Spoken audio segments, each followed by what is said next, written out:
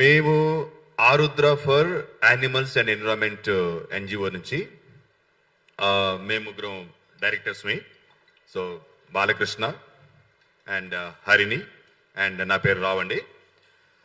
So ఇప్పుడు జరుగుతున్న situation చూస్తే హైదరాబాద్లో యానిమల్ పట్ల చాలా క్రూయల్టీ జరుగుతుంది, హింస, జంతు హింస జరుగుతుంది. సో ఆ జంతు హింస మీద మేము మెయిన్గా ఫోకస్ చేసి వర్క్ చేస్తున్నాము. ఆంధ్ర కానీ తెలంగాణ కానీ డాగ్స్ని మాస్ కల్లింగ్ అంటే 100s, 200s, 300 డాగ్స్కి విషం ఇచ్చి చంపడం, వీటన్నిటి మీద మేము పోరాడుతున్నాము. కేసెస్ ఫైల్ చేస్తున్నాము, కొన్ని చోట్ల రెడ్ హ్యాండెడ్గా పట్టుకుంటున్నాము, ఇంకా కొన్ని చోట్ల అది ఎప్పుడైతే వాళ్ళు రీలొకేషన్ చేయడానికి కానీ క్యాచ్ చేస్తారో అప్పుడే ఇమ్మీడియట్గా అలర్ట్ అయిపోయి అక్కడి నుంచే స్టాప్ చేపించి వాటిని మేము ఇమ్మీడియట్గా అక్కడే ఏ ప్లేస్లో పుట్టాయో ఏ ప్లేస్లో పట్టుకున్నారో అక్కడే వదిలిపించే చేస్తున్నాం. సో ఈ మా ఫోకస్ అంతా దీని మీద ఉన్న ఈ పర్టికులర్ పరిస్థితుల్లో సడన్గా హైదరాబాద్లో ఒక 1.5 month బ్యాక్ శివ అని చెప్పేసేసి అతను ఒక ప్రైవేట్ వెటనరీ క్లినిక్లో వర్క్ చేసేవాడు. సో అతను చెప్పిన వెర్షన్ ఏంటంటే, నన్ను కలిసి చాలా జంతు హింస జరుగుతుంది సార్, అక్కడ రక్తం తీస్తున్నారు డాగ్స్కి, అవి బజార్లో తిరిగే కమ్యూనిటీ డాగ్స్, అవి అనాథలు, వాటి రక్తం తీసుకొని వీళ్ళు వేల రూపాయలకి కార్పొరేట్ హాస్పిటల్స్కి ఎక్కడైతే బ్లడ్ ట్రాన్స్ఫ్యూషన్ రక్తం ఎక్కించాలి వేరే డాగ్స్కి హెల్త్ ప్రాబ్లమ్స్ వల్ల అని చెప్పేసేసి. సో వచ్చి కలిసి నాకు ఆ ఎవిడెన్సెస్ అన్ని ఇచ్చాడు. సో నేను చెప్పాను శివాకి, ఇది ఇంత సింపుల్గా కాదు, ఇంకా కొంచెం స్ట్రాంగ్గా ఇంకా కొన్ని ఎవిడెన్సెస్ మనం తీసుకుందాము, రెడ్ హ్యాండెడ్గా పట్టుకుందాము, మనం ప్లాన్ చేద్దాము అని చెప్పాను.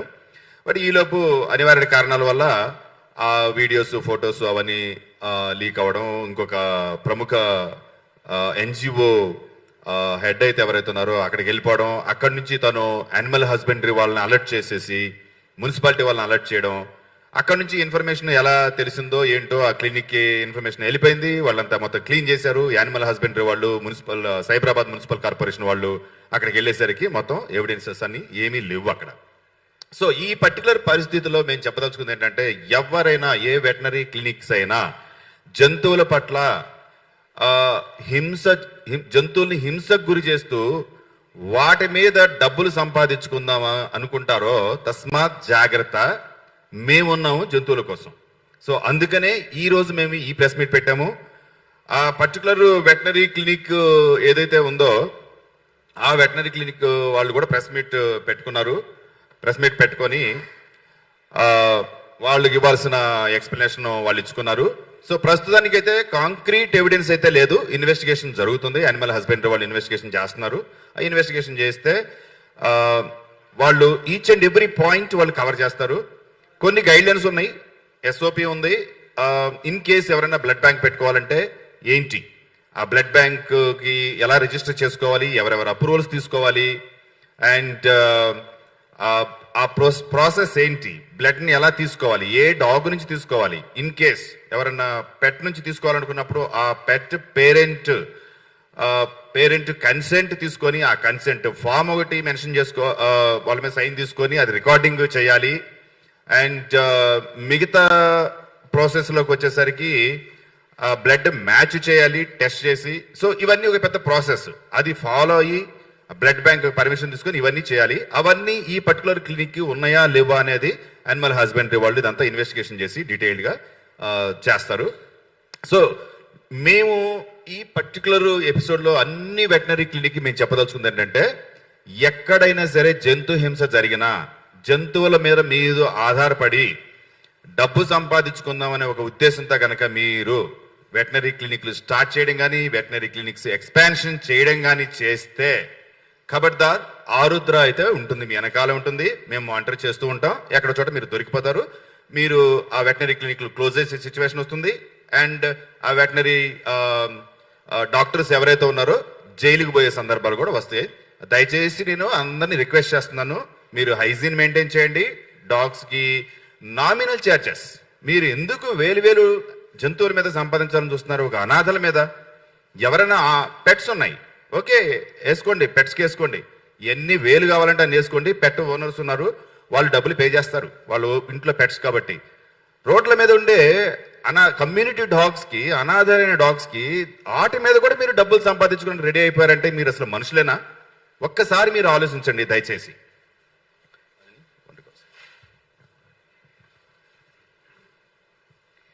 మీ మీడియా ద్వారా మేమందరికీ తెలుపదలుచుకుంది ఏంటంటే, మీ పెట్ డాగ్ కానీ మీ వీధిలో ఉండే ఏదైనా హెల్తీ డాగ్ కానీ మాయమైతే దాన్ని చూసి చూడనట్టు వదిలేయకండి. ఇలాంటి ఘోరాలు జరుగుతుంది అని శివ మీకు ఇంకా డీటెయిల్గా ఇంకా చెప్తారు. కానీ ఫ్యూచర్లో ఇటువంటిది ఏది జరగకుండా ఉండనీకి మనం అంటూ ఉంటాం కదా, violence towards animals is only the first step in violence towards human beings. ఇవాళ ఒక వీధి కుక్కని ఒకరు చంపి పోతే కుక్కనే కదా అని అందరూ వదిలేస్తారు, ఎవరు పట్టించుకోరు. రేపు అదే చిన్నపిల్లవాడు కానీ అదే యువకుడు కానీ పెద్దగా అవుతూ ఒక సాడిస్ట్ లాగా మారి, ఇప్పటికే చూస్తున్నాం ప్రత్యేకంగా పట్టపగలు ఎన్ని హత్యలు జరుగుతున్నాయి, కత్తులతో నరుక్కుంటున్నారు, గన్లతో కాల్చుకుంటున్నారు. ఇవన్నీ ఎక్కడి నుంచి వస్తున్నాయి? గత సంవత్సరం నవంబర్ 7న సుప్రీంకోర్టుగా ఢిల్లీ ప్రభుత్వం పూర్తిగా ఆలోచన చేయకుండా ఇచ్చిన తీర్పు వలన ఇప్పటికే చాలా వైలెన్స్ పెరిగిపోయింది. Already organ harvesting, blood extraction from human beings, ఇవన్నీ మనం సినిమాల్లో కూడా చూస్తూనే ఉన్నాం. ఇది ఒక కొత్త లోతు. జంతువుల నుంచి రక్తాన్ని సేకరించడం, అమ్మబడడం. ఇప్పుడు బ్లడ్ బ్యాంక్స్ ఎక్కడి నుంచి వస్తున్నాయి బ్లడ్? మీ మీడియా వాళ్ళు ఇది అందరికీ తెలపాలి. ఎవరైనా బ్లడ్ ట్రాన్స్ఫ్యూజన్ కోసం వెళ్లే ముందు ఆ డాగ్ని వాళ్ళ కళ్ళతో చూసి వాళ్ళ కంటి ముందు ఆ డాగ్ ఓనర్, ఆ పెట్ ఓనర్ పర్మిషన్ ఇస్తే తప్ప వాళ్ళు బ్లడ్ ట్రాన్స్ఫ్యూజన్ కోసం ఒప్పుకోకూడదు. బ్లడ్ ట్రాన్స్ఫ్యూజన్ చేసిన తర్వాత సడన్ గా చనిపోయిన డాగ్స్ ఎన్నో కేసెస్, వందలాది కేసెస్ ఉన్నాయి మన సిటీలో. ఎందుకు అవుతుంది? ఎందుకు అంటే ఆ బ్లడ్ ఎక్కడి నుంచి వచ్చిందో, ఆ బ్లడ్ లో ఎటువంటి జబ్బు ఉందో ఇవేవి మనకి తెలియదు. So sincere request to all the media personal here, through you please spread the awareness to all the people that do not promote violence. ఒక్క వీధి కుక్క మీ ఇంటి ముందు కూర్చున్నంత మాత్రాన అది పెద్దగా ఏమి కాదు. దానికి ఒక బిస్కెట్ వేసి ఒక రొట్టి ముక్క వేస్తే అది గమ్ముగా ఉంటుంది. దానికి ఆకలితో ఉంటేనే, when the dog is hungry, only then will the dogs turn aggressive. కొద్దిగా మనం ఎన్నెన్నో ఖర్చు పెడతాం. ఒక పిజ్జా కోసం, ఫ్రోజన్ పిజ్జా కోసం 600-800 రూపీస్ పెడతాం. ఒక్క 5 రూపీస్ పాలేజీ బిస్కెట్ ప్యాకెట్ కొని వేస్తే అది దాని బతికినంత కాలం మనకి విశ్వాసంగా మన కాపలా కాస్తూ ఉంటుంది. ఇట్లాంటి కేసెస్ ఎన్నో ఉన్నాయండి. There are so many societies in Hyderabad that have come together. వాళ్ళ కాలనీ డాగ్స్ ని స్టెరిలైజేషన్ చేసి, వ్యాక్సినేషన్ చేసి, బేసిక్ మినిమల్ ఫుడ్, మీరేం దాన్ని లావుగా చేయనక్కర్లేదు. ఫుడ్ పెట్టి కొద్దిగా మీ వల్ల అయినంత ఫుడ్ పెడితే అది విశ్వాసంగా అది బతికినంత కాలం మీ కాపలా కాస్తుంది. డ్రగ్ అడిక్ట్స్ నుంచి తప్పించుకోవచ్చు. రాత్రిపూట ఆల్కహాలిక్స్, వైలెంట్ పీపుల్ నుంచి తప్పించుకోవచ్చు. విమెన్ టీజర్స్, విమెన్ ని హారాస్మెంట్ చేసే వాళ్ళ నుంచి తప్పించుకోవచ్చు. మీ అందరు, all of us at some point in time we have experienced some pickpocket incident or eve teasing incident, something we have experienced. So please take care of your colony dogs. ఎక్కువ dogs ఉన్నాయి అంటే contact any NGO. You can contact us, you can contact any NGO, you can contact GHMC as well. Don't relocate the dogs, but get them sterilized and maintain them within your own colonies. In future, no veterinarian should ever dare to take such a step where they think they can extract and alone a stray dog's blood and sell it for thousands of rupees to pet parents, exploiting their concern towards their pets. Request your help once again in this regard. Thank you all. నా పేరు హరిణి అండి. Arudra for animals and environment ఎన్జిఓలో one of the directors. Dogs లో కూడా grouping ఉంటుందండి. The best person to answer your question would be Shiva, who is a paravet and he's having more experience. I will hand it over to Shiva. You can ask him all the queries you have regarding the blood extraction also. So నా పేరు శివ. నేను గత సంవత్సరంలో 2025లో పెట్స్కేర్ super speciality హాస్పిటల్లో join అయ్యాను. So నేను join అయినప్పటి నుంచి వెళ్ళి కూడా దానికంటే ముందు నుంచి కూడా అక్కడ బ్లడ్ తీయడము, బ్లడ్ బ్యాంక్ స్టార్ట్ చేయడం అనేది జరిగింది.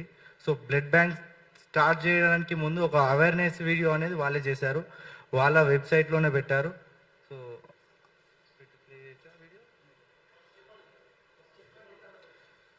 సో ఆ అవేర్నెస్ తీసుకురావడానికి వాళ్ళ ఛానల్లోనే డాక్టర్ వెంకట్ గారు ఒక వీడియో చేసి అందరికీ బ్లడ్ అందాలి, ఎమర్జెన్సీలో ఉన్న ప్రతి పేషెంట్ కూడా బ్లడ్ అందాలి అనే ఉద్దేశంతో ఒక వీడియో చేసి 2025లో ఆయన అప్లోడ్ చేశారు. రీసెంట్గా నిన్నగాక మొన్న ఈ నెల 30 రోజు ఆ వీడియో అనేది డిలీట్ చేయడం జరిగింది. సో మేము ఆ డాగ్స్ అనేది మేనేజర్ శ్రీకాంత్ ద్వారా బయట నుంచి వెళ్ళి డాగ్స్ తీసుకొచ్చి సో కెనల్స్లో పెట్టడము, నైట్ టైంలో తీసుకొచ్చి కెనల్స్లో పెట్టడము, మేము మార్నింగ్ వచ్చిన తర్వాతకి ఆ డాగ్స్ నుంచి కావాల్సిన బ్లడ్ కంటే ఎక్కువ బ్లడ్ మోతాదులో బ్లడ్ తీసుకొని దాన్ని లోపల పెట్టి ఆ బ్లడ్ని హైదరాబాద్ సప్లై చేయడము. సో అట్లా జరిగింది. సో నేను బయటికి రావడానికి గల మెయిన్ ముఖ్య కారణం ఏంటంటే అక్కడ బ్లడ్ ఎక్కించిన తర్వాత పెట్స్ చాలా చనిపోతున్నాయి. బ్లడ్ తీసిన పెట్స్ కూడా స్ట్రీట్ డాగ్స్ కూడా చాలా చనిపోయాయి. సో దాంతోపాటు వాటికి స్కిన్ ఇన్ఫెక్షన్స్ వచ్చి సో నడవలేని పరిస్థితుల్లో ఇంకా చాలా వ్యాధులు వచ్చి కూడా చనిపోయిన రోజులు ఉన్నాయి. చాలా పెట్స్ ఇప్పటివరకు దాదాపు ఒక 50 డాగ్స్ దాకా చనిపోయిన పెట్స్ ఉన్నాయి. సో వాటిని చూడలేక వాటి బాధ చూడలేకనే నేను బయటకు వచ్చాను. నాకు శాలరీ వద్దని చెప్పేసి నేను బయటకు వచ్చాను. వాళ్ళు 3 months శాలరీ డిపాజిట్ చేయమని చెప్పారు. సో లేదంటే ఒరిజినల్ సర్టిఫికేట్ కూడా డిపాజిట్ చేయమని చెప్పారు.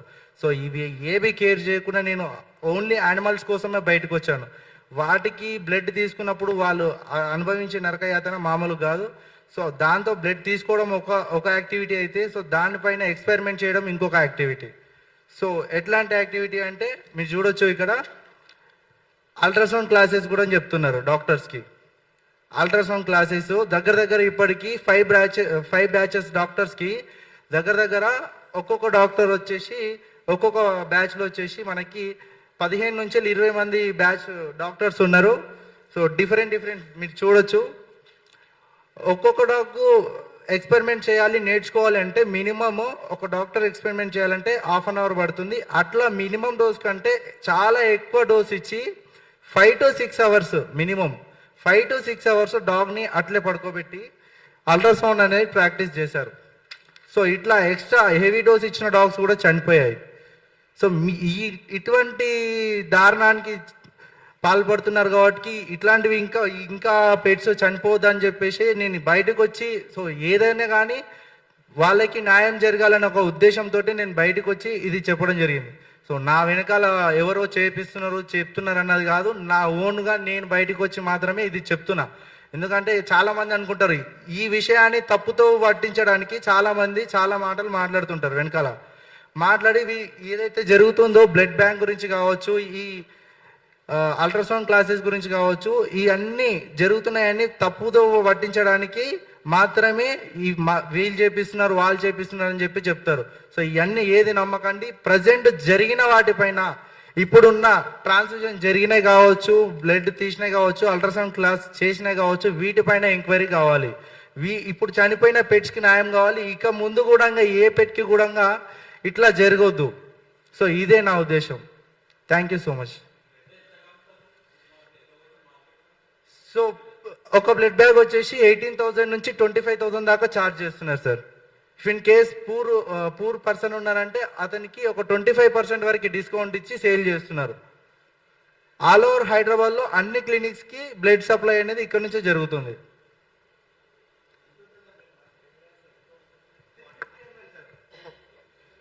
350 ml for each bag sir. అవును సార్, 350 ml ఒక బ్యాగ్ ఉంటుంది. సో అది 18,000 నుంచి వెళ్ళి 25,000 దాకా ఛార్జ్ చేస్తున్నారు. సో ఇక్కడ ఏంటంటే సార్ గ్రూపింగ్ చేసేవారు కాదు, ఓన్లీ క్రాస్ మ్యాచ్ ఇంకా నార్మల్ బ్లడ్ టెస్ట్ చేసి మాత్రమే ఈ బ్లడ్ అనేది సప్లై చేశారు. అవును సార్, వాటికి కరెక్ట్ మెడికేషన్ లేక, ప్రాపర్ ఫుడ్ లేక, ప్రాపర్ వాటర్ లేక డైలీలో ఒకటేసారి ఫుడ్ ఇస్తారు సార్. చికెన్ రైస్ డైలీ ఒకటేసారి ఇస్తారు. ఇఫ్ ఇన్ కేస్ వాటి నుంచి బ్లడ్ తీయాలంటే 8 hours ఫాస్టింగ్ మాత్రం ఉంచేస్తారు. సో 8 hours ఫాస్టింగ్ ఉంచిన తర్వాతకి ఏదైతే మనం సడిషన్ ఇస్తామో సడిషన్ నుంచి లేచిన తర్వాత ఫుడ్ తినడానికి మినిమం 3 to 4 hours పడుతుంది. సో ఇఫ్ ఇన్ కేస్ మళ్ళీ వాటికి బ్లడ్ తీయాల్సిన పరిస్థితి వస్తే పెట్టిన ఫుడ్ కూడా తినే పరిస్థితి లేదు. సో అట్లనే డల్ ఉండి కొంచెం వాటర్ తాగి అట్లా పడుకొని ఉంటే మళ్ళీ బ్లడ్ తీసిన అవసరం వస్తే మళ్ళీ బ్లడ్ తీయాల్సి వస్తుంది వాటి నుంచి. సో అట్లా కూడా చనిపోయిన పెట్స్ చాలా ఉన్నాయి.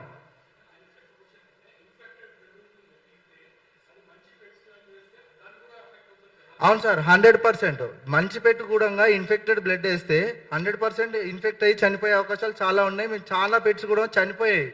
చాలా పెట్ పేరెంట్స్ చనిపోయిన తర్వాతకి 40,000 50,000 బయట బిల్ కట్టి లోపలికి వచ్చిన తర్వాత ట్రాన్స్ఫ్యూజన్ స్టార్ట్ చేసిన హాఫ్ అన్ అవర్కి చనిపోయిన తర్వాతకి పెట్ పేరెంట్స్ ఏడ్చుకుంటూ చాలా గోల పెట్టిన రోజులు ఉన్నాయి. చాలా పెట్ పేరెంట్స్.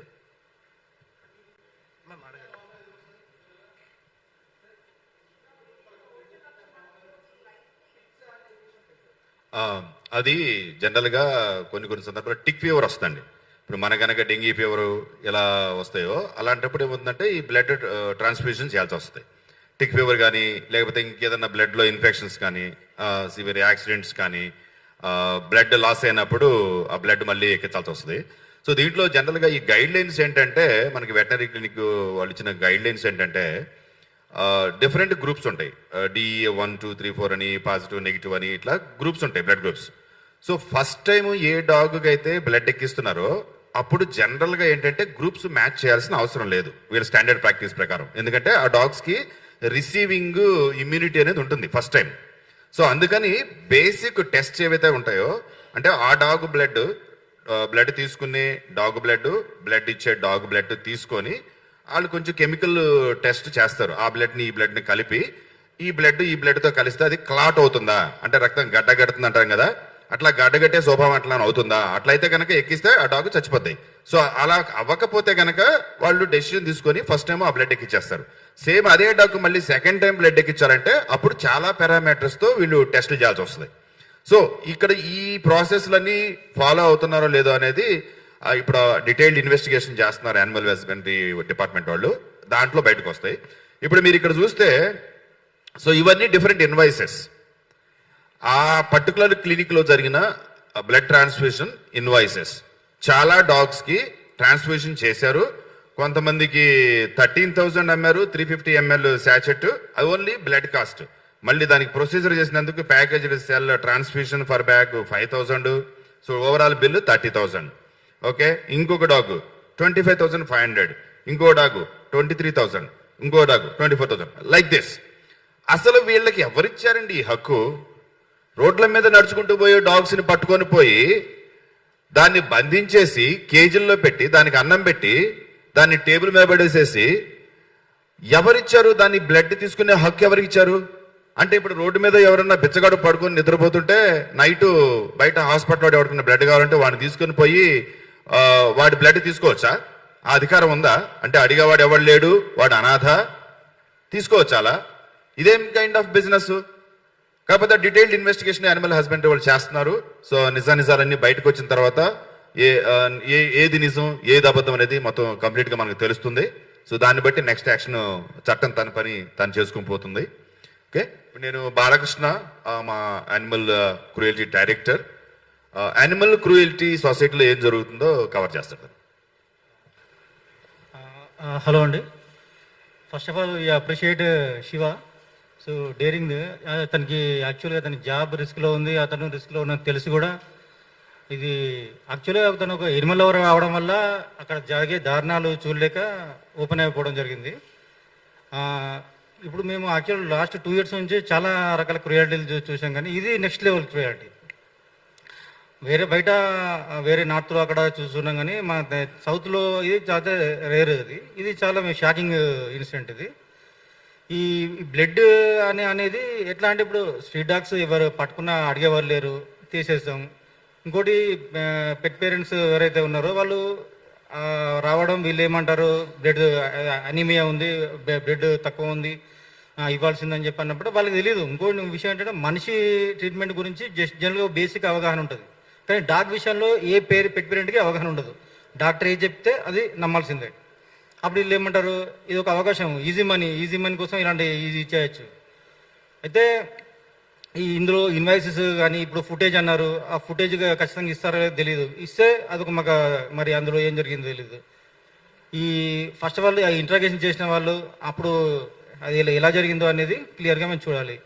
ఇంకొకటి మాకు తెలిసిన విషయం ఏంటంటే కొంతమంది బయటకు వచ్చారు ఓపెన్గా మేము చెప్పడానికి, ఇంకొంతమంది రాలేకపోయారు. ఎందుకంటే ఈజ్ కొంచెం well established person in society, in veterinary department. కాబట్టి అతను ఏదో ఈ విధంగా మ్యానిపులేట్ చేయొచ్చు అని చెప్పి వాళ్ళు కొంచెం భయంగా ఉంది. కొంతమంది ద్వారా మాకు తెలిసింది ఏంటంటే ఒక 1 year నుంచి నడుస్తుందండి ఇది ఏదైతే ఉందో ఇది 1 year నుంచి నడుస్తుంది. క్లియర్గా తీసుకోవడము హిడెన్గా జరిగిపోతుంది. కాకపోతే ఇలా ఇప్పటివరకు ఏంటంటే అందరు జాబ్ లాగా చేస్తారు కాబట్టి ఎవరు మళ్ళా జాబ్కి రిస్క్ ఉండకూడదని చెప్పారు. కానీ శివ ఒక డాగ్ లవర్ ఎనిమల్ లవర్ అవడం వల్ల ఆ దారుణాలు చూడలేక బయటకు వచ్చి ఓపెన్గా చెప్పాడు. ఇది ఇలాంటి ఈ క్రూయాలిటీ సైడ్ అనేది ఇలా స్టార్ట్ కాకూడదు. ఇంకోటి ఏంటంటే ఇప్పుడు దీన్ని ఇక్కడే ఆపేయడం చాలా ఇంపార్టెంట్. ఎందుకంటే ఈజీ మనీ అనేది ఇద్దరు నుంచి వేరే ఎవరైనా సరే క్లినిక్ వాళ్ళు ఇన్స్పైర్ అయిపోయి దీన్ని స్టార్ట్ చేస్తే ఇక దానికి మనం కంట్రోల్ కూడా చేయలేము. లాస్ట్ 2 years నుంచి చాలా రకాల క్రూయాలిటీలు చూసాము. ఇంత మాస్ కిల్లింగ్ అయినా అనుకోండి, ఏదైనా అనుకోండి, లేకపోతే ఏబీ సెంటర్లో జరిగే దారుణాలు, వాటి మీద మేము హైకోర్టుకి వెళ్ళి ఫైట్ చేసాము, స్టే తెచ్చుకున్నాము. అవి స్పెషల్లీ ఎవరైతే ఆంధ్ర నుంచి తెలంగాణకు వచ్చి ఈ డాగ్స్ కల్లింగ్ చేయడం కానీ, సర్పంచుల దగ్గర డబ్బులు తీసుకోవడం కానీ, ఈ ఫండ్ రైజ్ ఇవన్నీ ఈ ఒక 4 గ్యాంగులు మేము పట్టుకొని కంప్లీట్గా తెలంగాణలో ఇప్పుడు లేదు. కొద్దిగా ఎంతమంది వస్తున్నారు, మేము వాళ్ళ మీద కూడా సీరియస్గానే ఉన్నాము. ఆరుద్ర ఫౌండేషన్ స్థాపించిన రీజన్ అది. ఎప్పటికైనా ఇలాంటి జరగకూడదు. ఇది కంప్లీట్గా చాలా దారుణమైన సిచ్యువేషన్. ఇప్పుడు ఇంట్రాగేషన్ నడుస్తుంది, చూద్దాం దీని మీద ఏం నడుస్తుందో. సో బాలకృష్ణ చెప్పినట్లు తెలంగాణలో, ఆంధ్రలో ఎక్కడ మాస్ కల్లింగ్ జరిగినా అక్కడ ఆరుద్ర ఉంటుంది. సో సర్పంచులకి, సెక్రటరీలకి అందరికీ ఆల్రెడీ మెసేజ్లు పంపించాము, డైరెక్ట్గా ఇండైరెక్ట్గా. పంచాయతీరాజ్ అండ్ రూరల్ డిపార్ట్మెంట్ మినిస్ట్రీస్కి, కమిషనర్స్కి కూడా మేము రిప్రజెంటేషన్ సబ్మిట్ చేశాము. వాళ్ళకి కమ్యూనికేషన్ పంపించండి. డాగ్స్ని చంపడం కానీ, రీలొకేషన్ చేయడం కానీ అది ఇల్లీగల్. అనవసరంగా వాళ్ళు సస్పెండ్ అవుతారు అండ్ జైలు కూడా పోవాల్సి వస్తుంది. ఒకవేళ ఏదన్నా విలేజ్ వాళ్ళు, సర్పంచెస్ కానీ, సెక్రటరీస్ కానీ, వాళ్ళ ఊర్లో డాగ్స్ ప్రాబ్లం ఏమైనా ఉంటే మాకు కాల్ చేయమని చెప్పాం క్లియర్గా. సో అది క్రూయల్టీ స్టాప్ చేయడానికి మేము తీసుకున్న మేజర్ యాక్షన్ ప్లాన్. సో ఇప్పుడు ధారా గారు అని చెప్పేసి తను హాస్పిటల్, ఇప్పుడు ఏ పర్టికులర్ క్లినిక్ గురించి అయితే మనం మాట్లాడుకుంటున్నామో తను ఒక బాధితురాలు. తను మాట్లాడతారు ఇప్పుడు. Hello everyone, my name is Dhara and Shiva, I'm really proud of you that you have took out this case, and actually I was the victim for this. If I just say that regarding PetScare, seeing the board and everything, I thought, oh, it's a super specialty hospital. My 13-year-old dog who is suffering from scissors since morning, she will be recovered. But there was a 0% recovery which I have seen in her. 8 a.m. I took her to the hospital, calling them. They had admitted her to the hospital. When I was leaving from the hospital, she didn't wake up. It means she was alive, but after giving saline from morning 8 o'clock till 6 o'clock, why did even she not move a bit? That is my question. Regarding coming to money, if Dr. Venkat is saying that I am not charging so much, my charges are really reasonable. I'm sorry, Mr. Venkat, but your charges are really, really high. I have all the quotations which you have given to me and I'm ready to share in media. You guys are charging horribly. You guys know that my situation is really bad. My dog situation is so bad. You took advantage of my situation, charged me 15,000 rupees of just morning 8 o'clock to 6 p.m. If I just tell you the prices which Dr. Shirin has also told me. So this hospital is basically about all sweet talks what I tell. From morning to evening they were just telling us, oh, your dog will recover, this will happen, that will happen. अरे आप सीधा सीधा बता दो ना कि नहीं हो पाएगा. आप क्यों इतने सारे टेस्ट करवा रहे हो हमसे? आप बोल दो कि रिकवर नहीं हो पाएगी करके. आप अगर कॉस्ट सुनोगे सिटी स्कैन का, I'll just show you the quotation which they have given us. City scanning 12,000 rupees. They have given us a quotation of 12,000 rupees. After that, they have given us 2D echo of 3,500 rupees. For that CT scanning, they told us that they will be giving the dog anesthesia. And for that, she told us that 5,500 rupees charges will be there. Do you guys really think you guys are being really kind to the animals? No, I'm sorry, but you guys are not being kind to the animals. And the way they are scamming the pet parents, because a human which is really attached to their own child is same as the pet parent to a dog or any animal. And when it comes to money, I am really sure that none of the parent will think about money at that certain point. Morning 10:30, we had paid 10,000 rupees, and till 6 p.m. we had paid some around 5,500 and the total bill of 15,000. And upon this, they were expecting us to come back again the next day and pay them 28,000 rupees just for CT scan, anesthesia, this test, that test. And this is completely horrible. If you guys want to show that you are really kind to the animals, then please be kind. And I'm telling you very clearly, 6 p.m. when I took my dog back, she was still lying on the bed, 0% recovery. In the next 2 days, she was no more. Because if you gave so much of saline from morning to evening, I expect that my dog is not dehydrated. But then the next morning when I saw my dog, her complete facial skin was shrinked. I can literally see the facial skeleton. And if I see also, her eyes were anemic. Oh, before that I'll tell you. The complete blood picture which she had took was completely normal.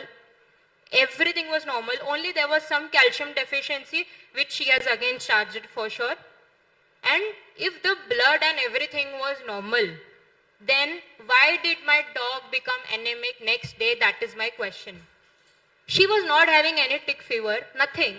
How can she drastically go anemic next day? And her facial skin was so dehydrated. And within next 2 days, my dog couldn't be with us. That is how they have looted us. That's it. Okay conclude చేస్తాను. Okay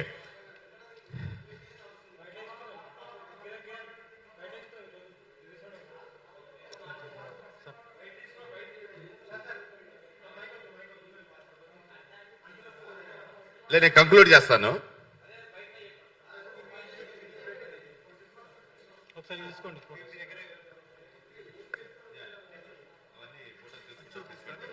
ఒక video play చేస్తే అది కూడా ఆ video మాకు share చేయండి. Share చేస్తే but voice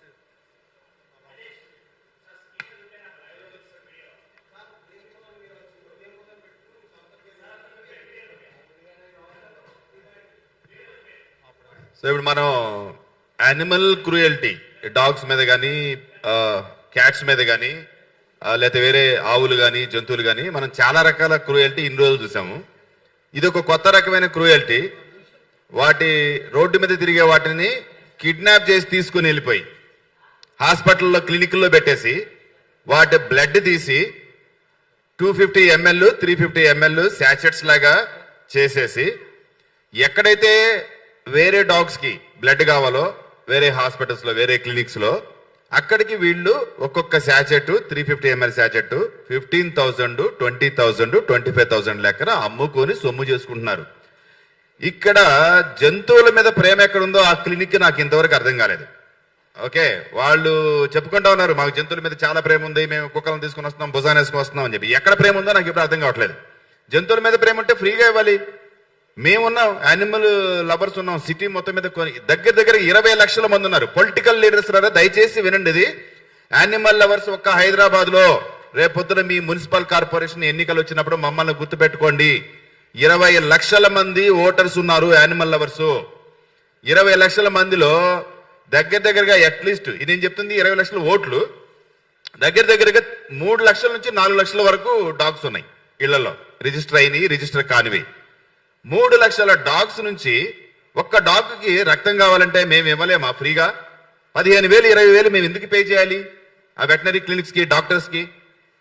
రేపొద్దున ఈ గవర్నమెంటే free facilities, free infrastructure, free డాక్టర్స్ని పెట్టేసి ఫ్రీ ట్రీట్మెంట్ ఇప్పిస్తే ఈ వెటనరీ క్లినిక్స్ అంతా ఎక్కడికి పోతాయి? కొట్టుకుపోతారు. సునామీలు కొట్టుకుపోయినట్టు కొట్టుకుపోతారు. వస్తుంది, ఆ రోజు కూడా వస్తుంది. అది తెప్పిస్తాం, అది మా డ్రీమ్. అది మొత్తం దుకాణాలని బంద్ చేసుకుంటారు. ఎందుకు? లక్షల లక్షలు గుంజుకొని ఏం చేస్తారు? నోరు లేని జీవాల మీద. సో ఈ పర్పస్, ఈ రోజు మీటింగ్ పెట్టిన పర్పస్, ఈ ప్రెస్ కాన్ఫరెన్స్ పెట్టిన పర్పస్ ఇదేంటి. యానిమల్ క్రూయల్టీ మీద, యానిమల్ క్రూయల్టీ ఏదైతే జరుగుతుందో సొసైటీలో, క్రూయల్టీ చేయొద్దు. భగవంతుడికి భయపడండి ఫస్ట్. ఎవరికి భయపడినా భయపడకపోయినా, చట్టానికి భయపడినా భయపడకపోయినా ఫస్ట్ భగవంతుడికి భయపడండి. ఎవడు ఎప్పుడు పుట్టుకుని పోతాడో కూడా తెలియదు. రోడ్డు మీద పోతుంటాడు, యాక్సిడెంట్ కొట్ట ఏదో ఒక లారీ గుద్దేస్తుంది, చచ్చిపోతారు. మన కళ్ళ ముందే ఈ రీసెంట్ డేస్ లోనే మనం చాలా యాక్సిడెంట్లు చూసాం. అసలు ఎందుకు చచ్చిపోయాడు కూడా తెలియదు. ఒక డాన్స్ చేస్తుంటాడు, గుండె అయిపోయి కింద పడిపోయి చచ్చిపోతాడు. ఎన్ని రోజులు బతుకుతారు? ఎన్ని సంవత్సరాలు బతుకుతాం ఇక్కడ మనం ఈ ప్రపంచంలో? ఈ ప్రపంచం అందరిది, జంతువులది, మనుషులది, పక్షులది, అందరిది. మన బౌండరీ ఏదైతే ఉందో ఆ బౌండరీలో మనం బ్రతకాలి. మనకి సహాయం చేయడానికి వచ్చిన యానిమల్స్ ని రోజు పూజ చేయాలి. మనకు పాలిచ్చే గేదెలు కానీ, ఆవులు కానీ, వాటికి కాళ్ళు కడిగి ఆ నీళ్లు మన నెత్తి మీద చల్లుకోవాలి. మనకి పాలిచ్చి కాల్షియము, బలము, ప్రోటీన్ ఇదంతా వచ్చేటట్టు చేస్తున్నాయి. అది మర్చిపోయి వాటిని కొడతాము, వాటిని చంపేస్తాము. కుక్కలు మన ఇంటి దగ్గర ఎవరైనా కొత్త మనిషి వస్తే వాళ్ళ మీద అరుస్తాయి. మనకి ప్రొటెక్షన్గా ఉంటాయి. దానికి ఒక అన్నం ముద్ద పెడితే చైన్ స్నాచర్స్ కానీ అందరూ భయపడాల్సిందే మన ఇంటి దగ్గర రావాలంటే. అలాంటి కుక్కల్ని మనం వాటిని కొడతాము, అన్నంలో పాయిజన్ పెట్టి చంపేస్తాము. మనుషులు మారాలి. ఈ వెటనరీ డాక్టర్స్ ఫస్ట్ వీళ్ళు మారాలి. క్వశ్చన్స్ ఏమన్నా ఉంటే అడగండి. Arudra for animals and environment foundation.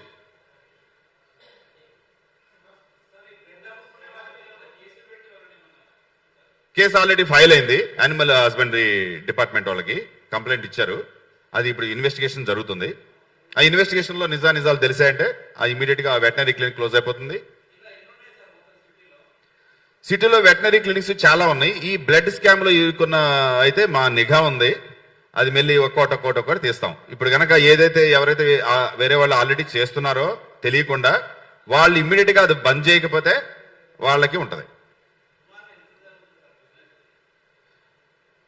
Approximate గా అయితే తెలియదు కానీ బట్ ఇది క్రోర్స్ లో ఉంటుంది 100%. బ్లడ్ బ్యాంక్ కి గవర్నమెంట్ గైడ్ లైన్ ఇచ్చింది, ఒక ఎస్ఓపి ఇచ్చింది సెంట్రల్ గవర్నమెంట్. ఆ పర్టికులర్ స్టేట్ కి మీరు ఒక గైడ్ లైన్స్ ప్రిపేర్ చేసుకోండి అని చెప్పేసి సెంట్రల్ గవర్నమెంట్ సైడ్ నుంచి ఒక ఎస్ఓపి ఇచ్చింది, standard operating procedure, guide line లాగా. ఆ బ్లడ్ బ్యాంక్ పెట్టాలంటే ఎవరైనా సరే first drug controller, animal welfare of India, animal husbandry, ఈ డిపార్ట్మెంట్ లో వీటన్నిటికీ పర్మిషన్ తీసుకొని, లోకల్ మున్సిపాలిటీస్ వీళ్ళందరూ పర్మిషన్ అప్రూవ్స్ తెచ్చుకొని, దానికి మళ్ళీ ప్రాసెస్ ఉన్నాయి. ఎవరిది బ్లడ్ తీయాలి, ఏ డాగ్ది బ్లడ్ తీయాలి, ఒక పెట్ ఓనర్ ఉన్నాడు, వాళ్ళ కన్సెంట్ ఫామ్ సంతకం చేయాలి. అంతేగాని నేను రోడ్డు మీద తిరుగుతున్న ఒక డాగ్ని నేను కిడ్నాప్ చేసి తీసుకొని వచ్చేసి నేను పెట్టేసేసి దాని బ్లడ్ గుంజుకుంటా అంటే కుదరదు. అది లేదు. అది ఒక పెట్ ఓనర్ మాత్రమే. ఇప్పుడు మా ఇంట్లో ఒక డాగ్ ఉంది, వేరే వాళ్ళకి బ్లడ్ కావాలి, నా డాగ్ బ్లడ్ నేను ఇద్దాం అనుకుంటాను. ఓకే, వాళ్ళకి నోరు లేదు కాబట్టి వాళ్ళు చెప్పలేరు కాబట్టి, ఓకే నా బ్లడ్ తీసుకొని చెప్పలేరు కాబట్టి ఓనర్కి ఆ అధికారం ఉన్నట్టుగా ఆ గైడ్ లైన్లో ఉంటుంది. సో ఓకే ఫైన్, నా డాగ్ని తీసుకెళ్ళి నేను బ్లడ్ ఇస్తాను. అప్పుడు నేను ఒక ఫామ్ మీద సంతకం చేయాలి, కన్సెంట్ ఫామ్. ఇలా రకరకాల ఫామ్స్ ఉన్నాయి. ఈ ఫామ్స్ అన్ని ఆ క్లినిక్ లో పెట్టుకోవాలి, రికార్డులో. ఈ పర్టికులర్ క్లినిక్ ఏదైతే మాట్లాడుతున్నామో ఏ రికార్డ్స్ లేవు, నాకు తెలిసి ఏ రికార్డ్స్ లేవు. అది ఆల్రెడీ బయటకు వచ్చేసిందండి. Pets care super speciality hospital, అదంతా బయటకు వచ్చింది, అన్ని మీడియాలో వచ్చింది. నేను ఇంతకు ముందు మేము వేరే ఎన్జిఓలో పనిచేసేవాళ్ళం. సో ఆల్మోస్ట్ 1.5 year నుంచి నేను ఈ యానిమల్ ఇండస్ట్రీలో ఉన్నాను. తెలంగాణ, ఆంధ్రాలో జరిగే ప్రతి మేజర్ యానిమల్ క్రూయల్టీ స్టాప్ చేయడంలో మా పాత్ర ఉంది. Animal cruelty example, November 7th supreme court order ఇచ్చిన తర్వాత ఈ GHMC లిమిట్స్ లో డాగ్స్ ని తీసుకుని వెళ్ళిపోయి లాంగ్ టర్మ్ కన్ఫైన్మెంట్, జైల్లో బంధించినట్టు ఆ కేజీల్లో పెట్టమని GHMC వాళ్ళంతా పెడుతుంటే మేము హైకోర్టుకి వెళ్ళేసేసి స్టే ఆర్డర్ తీసుకొచ్చాము. సో ఇలా మాస్ కల్లింగ్, ఎవరైతే వందల డాగ్స్ చంపుతున్నారో పల్లెటూరులో, అక్కడికి వెళ్ళిపోయి స్టాప్ చేయడం ఇదంతా. సో మా ఆర్గనైజేషన్ కొత్త ఆర్గనైజేషన్ స్టార్ట్ అయ్యి ఒక 1 వీక్ అవుతుంది. ఒక్క నిమిషం అండి, అందరికి ఇక్కడ ఒక క్వశ్చన్ నా వైపు నుంచి.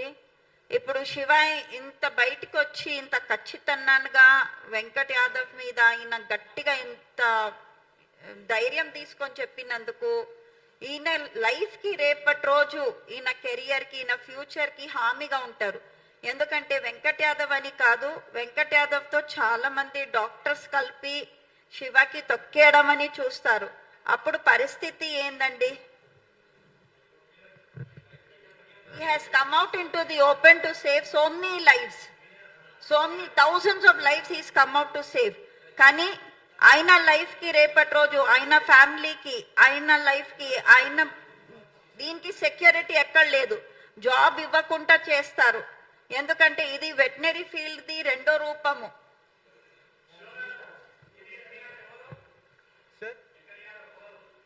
సార్ వెంకట్ యాదవ్ అనేది pets care super speciality hospital proprietor. So అతని దగ్గర నేను వర్క్ చేశాను. ఈఎస్ పొలిటికలీ కనెక్టెడ్ అండి. ఈ విషయం బయటకి వాళ్ళెవరు రానివ్వట్లేదు. ఇవాళ కూడా ఆయన ప్రెస్ కాన్ఫరెన్స్ లో ఆయన మాట్లాడింది ఒకటే మాట, నేను పీద కుటుంబం నుంచి వచ్చాను, నేను గొల్ల కుటుంబం నుంచి వచ్చాను, నేను ఇక్కడికెళ్ళి వచ్చాను, అక్కడికెళ్ళి వచ్చాను. మీరు అంత కష్టపడి వచ్చినప్పుడు ఈ మూగజీవుల లైఫ్స్ తో ఆడుకునే ధైర్యం అయితే నువ్వు చెయ్యవు. మీరు అక్కడి నుంచి వస్తే మీరు న్యాయంగా ధర్మంగా పైసలు సంపాదించుకోవాలి, కానీ అన్యాయంగా ధర్మంగా మూగజీవుల లైఫ్స్ తో ఆడుకొని పైసలు సంపాదించడము, కొన్ని కోట్లు సంపాదించడము కరెక్ట్ కాదు. అది ట్రైనింగ్ ప్రోగ్రామ్స్ ఎవరు దీంతో has any medical fraternity given him the authority to conduct medical training programs there? Have they taken any kind of permission from the Medical Institute of All India Medicine Sciences for Veterinary? Animal husbandry నుంచి ఏదైనా certification తీసుకున్నారా? ఈ అన్ని questions కి ఇప్పుడు దాకా మనకు answers లేవు. These are the first questions that we need to think about అండి.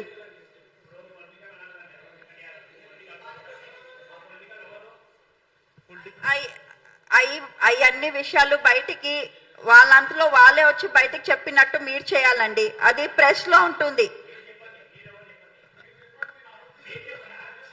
లేదు లేదు లేదు, పొలిటికల్ సిస్టమ్ మనకు అక్కర్లేదు. ఓకే, అది అది ఎవరైనా ఎవరితో అయినా మేము ఫైట్ చేయడానికి రెడీ. మా ప్రాణాలకి తెగించి మేము జంతువుల కోసం పోరాడడానికే ఈ ఫీల్డ్ లోకి దిగాము. మేమే డబ్బులు సంపాదించుకోవడానికి రాలేదు. ఓకే, మా డబ్బులు మా జాబులు మాకు ఉన్నాయి. అంటే థ్రెట్ ఉంది. ఒకవేళ ఇన్ కేస్ శివాకి ఏమైనా జరిగితే అది కంప్లీట్ గా వాళ్ళదే బాధ్యత. ఆ వీడియో చూసి రిజర్వేషన్ కార్డు యూజ్ చేయాల్సిన అవసరం లేదు నిజాయితీగా పనిచేసే వ్యక్తికి అయితే. మనం పెట్టిన వీడియోని మనమే డిలీట్ చేస్తామంటే మనమే అది దాచుతున్నట్టు కదా. ఎందుకు, ఏముంది, డిజిటల్ బ్లడ్ బ్యాంక్ అయితే తీయడం ఎందుకు? సో ఈ వీడియో చూడండి. తనే తన సోషల్ మీడియా పేజ్లో యూట్యూబ్లో ఈ వీడియో అప్లోడ్ చేసుకున్నాడు. కోసం ఏమైనా వెతుకుతున్నారా? సో ఈ వీడియో మీకోసం. సో హైదరాబాద్ లో మొట్టమొదటిసారిగా doctor Lakshman's vet path lab and research centre plus pets care super speciality hospital సంయుక్తంగా బ్లడ్ బ్యాంక్ స్టార్ట్ చేయడం జరిగింది. ఈ బ్లడ్ బ్యాంక్ ద్వారా సో హైదరాబాద్ లో నీడ్ ఉన్న అవసరం ఉన్న ప్రతి ఒక్క పెట్ కి బ్లడ్ అందించాలనేది దీని యొక్క ఉద్దేశము. ఇక్కడ ఎవరైతే బ్లడ్ కోసం వస్తారో వాళ్ళకి సంబంధించిన రక్త పరీక్షలు అన్ని చేసిన తర్వాత ఆ రెండింటి క్రాస్ మ్యాచింగ్ అవుతుందా, కంపాటబిలిటీ అవుతుందా, దాంట్లో గ్రూపింగ్ ఏంటి, ఇవన్నీ చూసుకొని దాని ద్వారా దానికి ఎంత మొత్తంలో బ్లడ్ అవసరమో అనే దాన్ని డిసైడ్ చేసి ఆ బ్లడ్ ఎక్కియడం జరుగుతుంది. కాబట్టి దీని యొక్క బ్లడ్ కావాల్సిన వాళ్ళు ఈ కింది నెంబర్ కి సంప్రదించగలరు. ఇక ఫ్యూచర్ లో బ్లడ్ అవసరం ఉన్నప్పుడు ఈ కింది నెంబర్ ని సంప్రదించగలరు. మీరు పెట్స్ లో బ్లడ్ కోసం. సో ఈ బ్లడ్ బ్యాంక్ పెట్టడానికి పర్మిషన్ ఎవరు ఇచ్చారు? బ్లడ్ బ్యాంక్ పెట్టిన తర్వాతకి ఈ వీడియో ఎందుకు డిలీట్ చేశారు? బ్లడ్ బ్యాంక్ పెట్టినప్పుడు లేని భయం ఇప్పుడు వచ్చిన ఆరోపణలు వచ్చిన తర్వాతకి, నిజానిజాలు బయటకు వచ్చిన తర్వాతకి ఇప్పుడు ఈ వీడియోలు ఎందుకు డిలీట్ చేశారు మీ వెబ్సైట్ నుంచి? సార్ నేను అక్కడ 1 year వర్క్ చేశాను. 1 yearలో నేను చూడని దారుణం లేదు, చేయని దారుణాలు లేవు. సర్జరీ నుంచి మొదలు పెట్టుకుంటే, ఎండోస్కోపీ కానించి మొదలు పెట్టుకుంటే బ్లడ్ తీయడం వరకు సార్ నేను 1 year అక్కడ వర్క్ చేస్తున్నా అంటే నా ఫ్యామిలీ పరిస్థితి బాగాలేక మాత్రమే చేశా. చాలా సార్లు నేను చెప్పే ప్రయత్నం చేశా, ఆ అడ్డుకునే ప్రయత్నం కూడా చేశా, గంటలు తరబడి తీయకుండా టైంపాస్ కూడా చేసిన.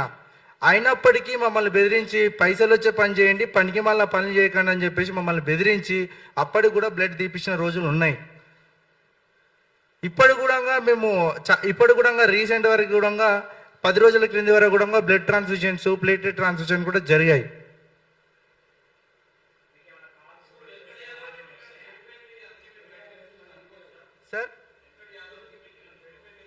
సార్ వెంకట్ యాదవ్ సార్కి నాకు పర్సనల్గా ఎటువంటి గొడవలు లేవు. సో నేను వెళ్ళింది ఓన్లీ డాగ్స్ కోసమే. ఈ లోపల జరుగుతున్న కుంభకోణంలో నేను భరించలేక, లోపల ఉన్న ఏదైతే జరుగుతుందో ఇది చూడలేక, ఈ దారుణాన్ని చూడలేక, చనిపోతున్న పెట్స్ను చూడలేక, ఇట్లా ఇంకెన్ని పెట్స్ చనిపోతాయో అని చెప్పేసి ఒక ఆందోళనతో నేను బయటికి రావడం జరిగింది.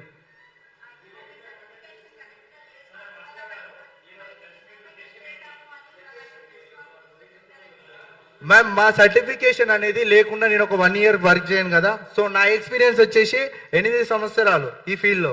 సో 8 సంవత్సరాలు నేను ఫీల్డ్లో ఉన్నా అంటే నా సర్టిఫికేషన్ లేకుండా ఒక సంవత్సర కాలం ఆయనతో పాటు నేను వర్క్ చేయలేదు.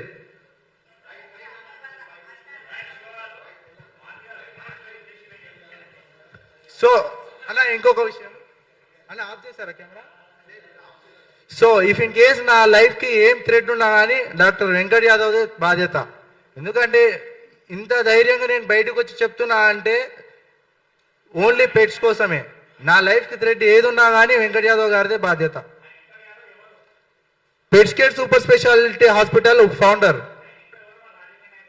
రాజకీయ నాయకుల గురించి తెలియదన్నా మనకి.